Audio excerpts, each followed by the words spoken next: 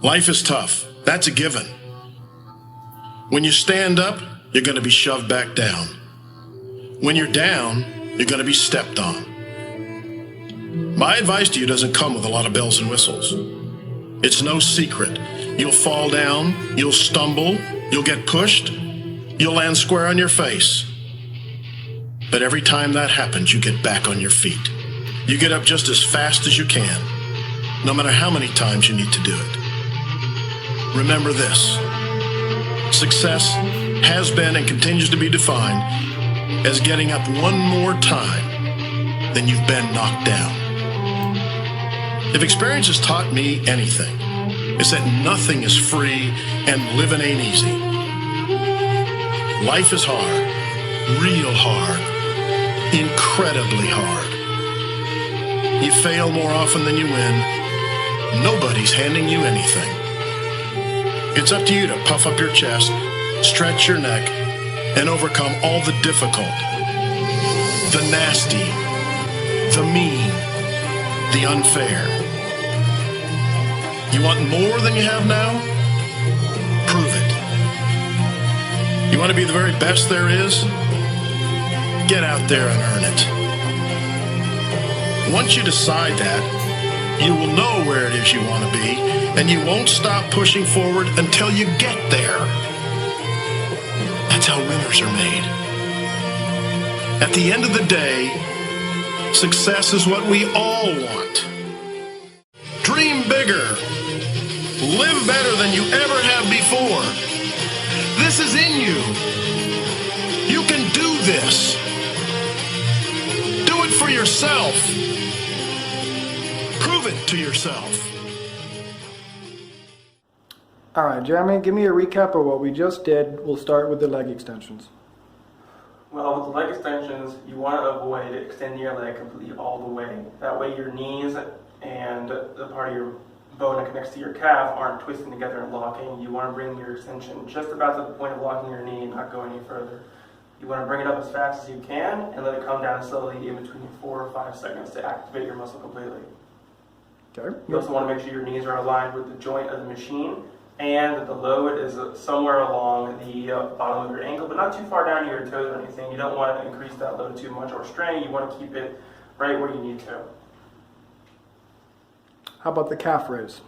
With the calf raise, you want to make sure that your ball and joint of your foot is aligned with the corner edge of whatever you're having a standing on. And you want to make sure that when you're coming up all the way down to your rest and you're sitting in the bottom position of your extension, that you're not shooting up immediately. You want to pause for about 2-3 seconds to give your tendon time to no longer be elastic and have that potential energy to shoot you back up. You want it to be at rest and to pull your muscle down, so when you're extending back up at full force, you're using your muscle to do it and not the bounciness that's stored within your tendons. Anything else? What about the timing of it? You also want to make sure it's about 4 seconds down, pause for about 2-3 seconds, and shoot up immediately. And also keep your knees locked and your torso parallel with gravity. Exactly. That way you're not altering your load. Mm-hmm. And how about the hamstring curls? The hamstring curls, you don't want to throw the weight up. Make sure you're doing it at a good speed, so you're doing it at the maximum amount you can exert with your muscles, but you're not tossing the weight back and causing any disruptions to your flow. Bring it as quickly as you can, take a small pause, and then bring it down in between 4 to 5 seconds, similar to the leg extension. In the same fashion, keep your knees aligned with the pivot point of the machine, and keep the load near the back of your ankles. Make sure it's comfortable and that you're doing everything properly. And did you learn anything today that was surprising? Surprising, no, but hearing it, it makes a lot of sense. So after hearing it, it all makes perfect sense, but nothing was actually shocking. It all kind of naturally made sense. It's physics. Yeah. Nothing crazy about it. It's just physics interacting with muscles. Muscles behave in a very particular fashion, and we all have the same anatomy. Same way as learning math. You might not be aware of it previously, but as soon as you understand it, it's as if you've always known it. Mm-hmm. It all just clicks in your head.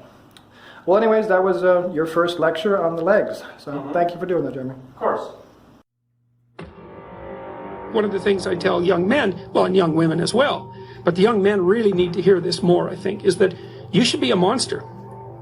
You know, because everyone says, well, you should be harmless, virtuous. You shouldn't do anyone any harm. You should sheath your competitive instinct. You shouldn't try to win. You know, you don't want to be too aggressive. You don't want to be too assertive. You want to take a back seat and all of that. It's like, no. There's people in here far superior than me. But there's no one in here that's going to work harder than me. We get up at 5:30 in the morning, it's pissing rain outside. Our competition's sleeping. I love that. I will not be outworked, period. Where I excel is ridiculous, sickening work ethic. While the other guy's sleeping, I'm working. While the other guy's eating, I'm working. Talent you have naturally. Skill is only developed by hours and hours and hours of beating on your craft. This is our castle. Our bones are the bricks and our blood is the mortar.